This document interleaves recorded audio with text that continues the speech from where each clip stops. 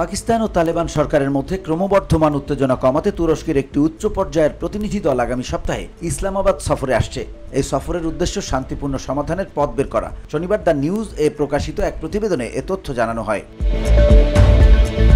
ওমানের জাতীয় দিবস উপলক্ষে আয়োজিত এক সংবর্ধনায় পাকিস্তানে নিযুক্ত তুরস্কের রাষ্ট্রদূত ডক্টর ইরফান নেজির ওগলু দ্য নিউজকে দেয়া সাক্ষাৎকারে একথা জানান।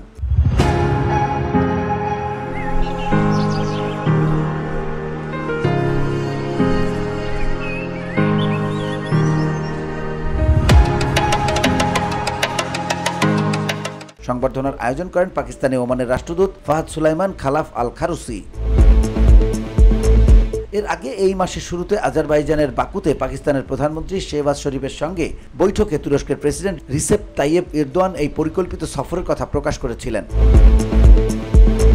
ইস্তাম্বুলে পাকিস্তান ও আফগানিস্তানের মধ্যে অনুষ্ঠিত বৈঠকগুলো সম্প্রতি কোনো সমঝোতা ছাড়াই শেষ হয়, কারণ আফগান সরকার তাদের ভূখণ্ডে সক্রিয় সন্ত্রাসী গোষ্ঠীগুলোর বিরুদ্ধে ব্যবস্থা নিতে অনীহা প্রকাশ করে। রাষ্ট্রদূত নেজির ওগলু, যিনি ইস্তাম্বুলে আফগানিস্তান ইস্যুতে ত্রিপক্ষীয় আলোচনা পরিচালনায় গুরুত্বপূর্ণ ভূমিকা রেখেছিলেন, জানান যে পাকিস্তান সফরকারী প্রতিনিধি দলে তুরস্কের গোয়েন্দা প্রধান সহ গুরুত্বপূর্ণ মন্ত্রীরাও থাকবেন।